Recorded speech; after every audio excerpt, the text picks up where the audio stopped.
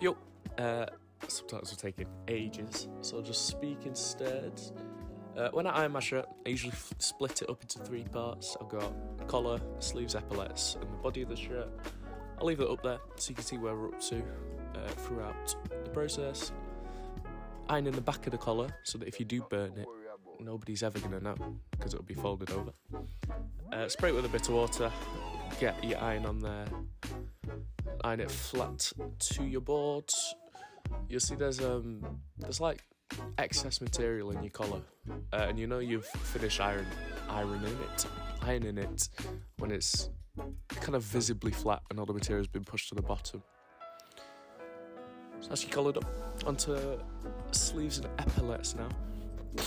So if you just remember what it says in the AP, it's to be worn with a single crease pressed in on each sleeve running from the centre of the shoulder strap to the cuff.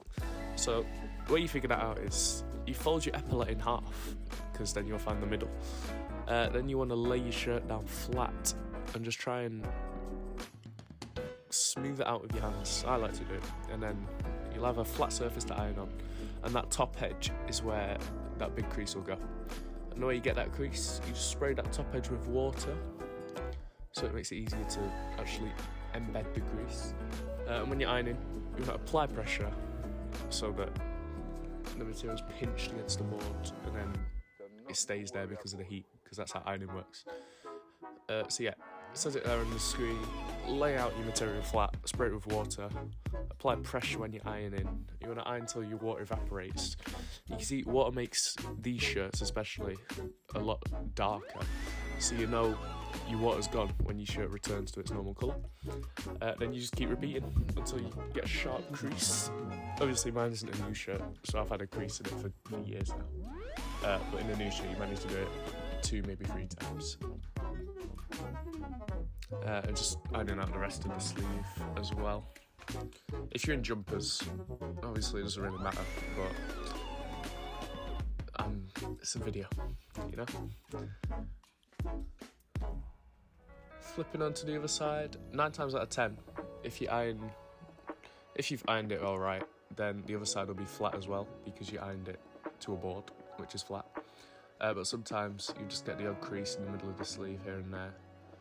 Obviously, when I recorded this, we're wearing jumpers all the time, so it's pretty relevant, but in summertime, you'll need to be doing this when they're not rolled up, or even when they are, but that'll be separate video. So yeah, when you're done, you'll have a nice sharp crease down the side of your sleeve.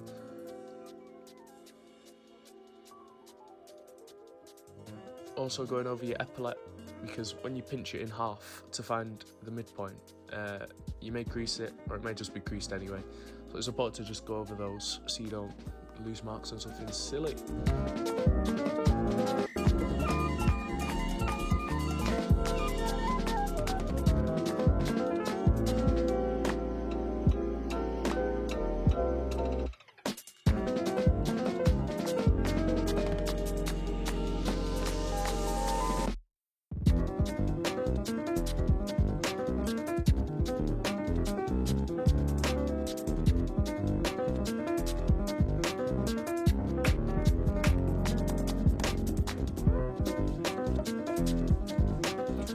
So that's sleeves and epaulettes.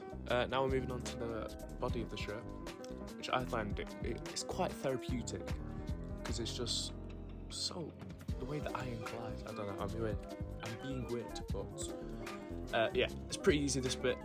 So you lay out your shirt flat, use the curve of your ironing board to get the shirt on.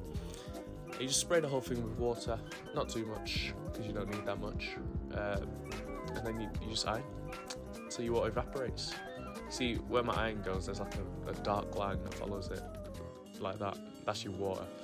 You just want to get rid of it all, basically. If you've got a leaky iron like me, it can be quite painful, because everywhere you go, the water just follows you and you have to go back and evaporate it again. But eventually you get there. Important on this side of the shirt especially, is to not go over your buttons too much, because if your iron's on a high temperature, you might melt them, and then, you know, it's not ideal. So yeah, going over your pockets, you want to iron that pocket down as well, which I'm sure I'll do in a second. Come on, do it. He's not doing it. But yeah, going in between. There we go. And the pocket down. And getting all the way to the top of the shirt as well. I find it's neglected sometimes. Also be careful not to iron over your sleeve there, because you'll undo all your hard work before. And then you can adjust just to get those last few bits. Lovely. Now, moving on to the next section, which is the back. Making sure you don't crease your sleeve. You just lift everything over. Use the shape of your board again. Just lay it out flat.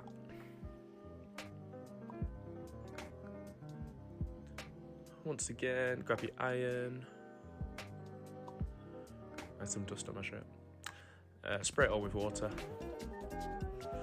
Just go over it until evaporation.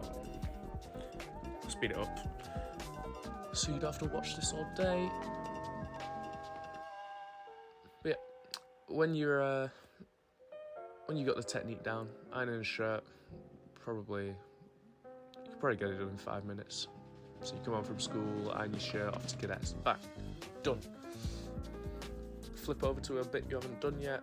Obviously it's a bit harder in the back because you don't have that much. I don't know anybody with an ironing board that big, but if you do, good for you. Once again, done that section, flip it over. Water, water, water, evaporate. A tip my warrant officer told me is if you wash your shirt, you don't let it dry completely. When it's just damp, you can iron it there, and that way you don't have to be spraying water every time because it's already got water in the shirt. So you just iron it dry, and it keeps creases quite nicely. So you see my leaky iron not treating me well. Straighten it out again, get those last bits of water. Flip onto the final side now.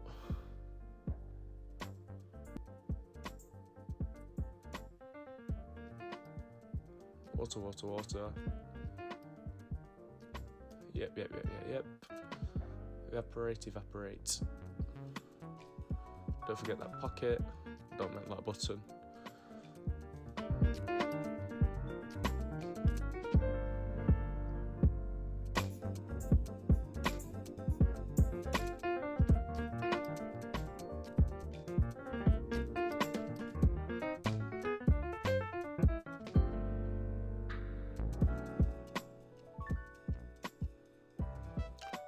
Just about done now.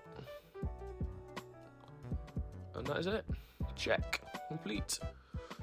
So when you hang your shirt up, it should look like that. And that is how you iron a shirt.